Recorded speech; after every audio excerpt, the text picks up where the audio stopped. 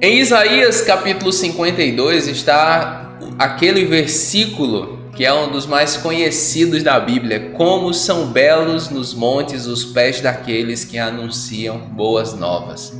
Bem-aventurados são aqueles que anunciam as boas novas de salvação, as boas notícias relacionadas ao Senhor Jesus. Hoje, muitos de nós sonham em ser uma série de coisas e se dedicam a essa uma série de coisas. Mas poucos de nós têm se dedicado e têm desejado conhecer e servir a Jesus e ser um proclamador, uma proclamadora dessa boa nova. Mas saiba que aqueles que fazem isso são bem-aventurados diante do Senhor Deus, e Isaías 52 nos mostra isso. Convido você a ficar comigo aqui até o final, porque eu tenho certeza que o Senhor vai falar muito a seu coração. Lembrando que, se você não se inscreveu no canal ainda, se inscreva, tá? Clicando no botão vermelho aqui embaixo, ative o sininho para que você receba todas as nossas notificações. Não esqueça de deixar o like, se você puder, deixe agora. Isso vai fazer com que mais pessoas sejam alcançadas. É uma forma de você me ajudar a pregar o Evangelho. Você pode se tornar membro para ter acesso a conteúdo e gravações exclusivas, tá? Basta clicar no botão aqui embaixo, seja membro. E se quiser ficar mais perto, é só me seguir no Instagram, @DiegoNascimento316. Amém? Vamos lá? Isaías capítulo 52, a partir do versículo 1, está escrito assim: Desperte, desperte, ó Sião, vista-se de força, vista suas roupas de esplendor, Jerusalém, cidade santa. Os incircuncisos e os impuros não tornarão a entrar por suas portas. Aqui nós vemos uma promessa eterna, uma promessa relacionada à eternidade. O Senhor Deus está dizendo: Sião, acorde, Sião, desperte, vista-se de força, vista-se de confiança, porque eu vou lhe revestir de esplendor, e os incircuncisos e os impuros não vão mais passar por suas portas. O que isso significa? Na Jerusalém celeste, na Jerusalém celestial, onde o Senhor, o Rei dos Reis, habitará, ela só será habitada pelos santos, pelos salvos, pelos remidos. A Jerusalém celestial, ela não será mais profanada ou invadida pelos inimigos de Deus. Inclusive, nós vemos em Apocalipse que quando eles tentam fazer isso, fogo sai do trono de Deus e os consome. Isso mesmo. A Jerusalém celestial, ou na Jerusalém celestial, só irão morar aqueles que têm o nome de Jesus sobre os seus corpos, aqueles que têm a marca do Cordeiro. Versículo 2: Sacuda para longe a sua poeira, levante-se, sente-se entronizada, Jerusalém.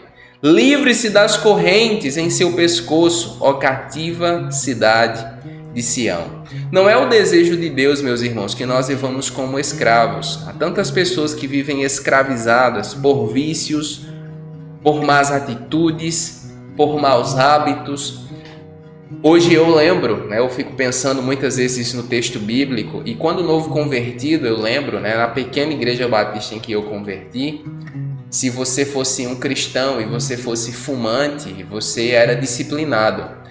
E eu conheci algumas pessoas da igreja que não se convertiam porque elas fumavam. Eu era novo convertido, eu não entendia, o motivo. Mas hoje, meus irmãos, eu percebo, e falando sobre o hábito de fumar, sobre o vício do cigarro, há duas coisas implícitas que são consideradas pecado diante de Deus. Primeiro é o vício, é o você ser escravo de algo. É você estar contaminando o seu corpo com algo que vai lhe matar. E isso é pecado diante de Deus. E em segundo lugar, é o nós estarmos profanando o templo do Espírito Santo. O sermos escravos de algo que nos distancia do Senhor Deus. Diego, e se eu converti e continuo fumando? Você deve permanecer na presença de Jesus para que Ele lhe liberte. Porque Deus, meus irmãos, não se agrada que eu e você estejamos destruindo o nosso corpo e a nossa saúde. O Senhor Deus nos deu um corpo para que nós cuidemos e zelemos ele com muito cuidado, com muito carinho. Nosso corpo é forte, o corpo do ser humano é muito forte, mas o Senhor Deus não deseja que sejamos escravos. Eu citei aqui o fumo porque me ocorreu de lembrar da minha experiência como novo convertido. Mas há pessoas, mesmo cristãos, que são escravos do vício em bebida alcoólica. Há cristãos que, como eu, eram escravos de jogos de videogame, por exemplo. Eu nunca fui escravo do fumo ou da bebida, mas era de videogame. O que eu quero dizer é que não é o desejo de Deus que você seja escravo de nada, ou escrava de nada, nem de paixão, nem de pessoa, de nada. O Senhor Deus quer que você seja livre nele. Versículo 7. Como são belos nos montes os pés daqueles que anunciam boas novas, que proclamam a paz, que trazem boas notícias, que proclamam salvação, que dizem a Sião: o seu Deus reina. Como são formosos os pés, como são bem-aventurados os pés daqueles que anunciam boas notícias, meus irmãos. E que boas notícias são essas? Aqueles que proclamam as boas notícias do Senhor Jesus. O evangelho, a palavra grega para evangelho significa boa notícia. Boa notícia. Jesus é uma boa notícia. Todos os dias eu e você devemos nos empolgar com essa boa notícia. E veja, Isaías diz: os pés daqueles que trazem boas notícias. Que pessoa é você? Você é uma pessoa que traz boas notícias? Quando você chega no ambiente, você transforma um ambiente de desânimo em um ambiente de ânimo? Ou você é como um professor companheiro de Carol que só tem palavra negativa? Carol estava conversando comigo ontem sobre ele. E tudo que os professores ou os alunos fazem ou decidem, ele coloca um defeito. Ele tem uma palavra negativa. Ele contamina, sabe, irmãos? Pessoas que vivem para contaminar o ambiente e pessoas que vivem para contaminar pessoas. Sabia que tem pessoas que têm prazer em machucar você com palavras? Isto é, se você se importar. O meu pai, por exemplo, era uma pessoa assim. Ele tem prazer em machucar você com palavras, em lhe colocar para baixo.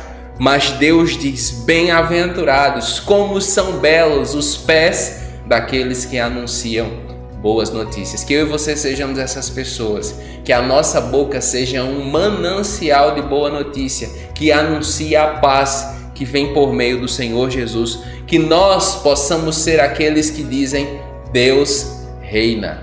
Aleluia. O texto continua dizendo aqui no versículo 3: vejam, o meu servo agirá com sabedoria, será engrandecido, elevado e muitíssimo exaltado.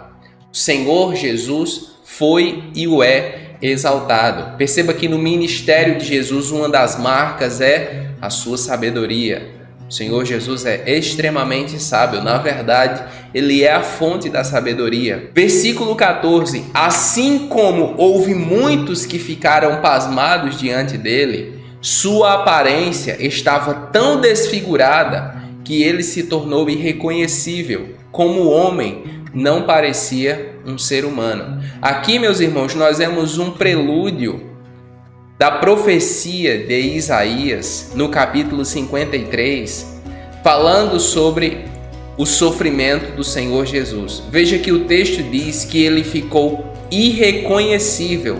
Jesus, ele foi torturado, brutalmente torturado. Em seu livro Em Defesa de Cristo, Lee Strobel fez uma pesquisa ampla sobre a tortura aplicada a Jesus.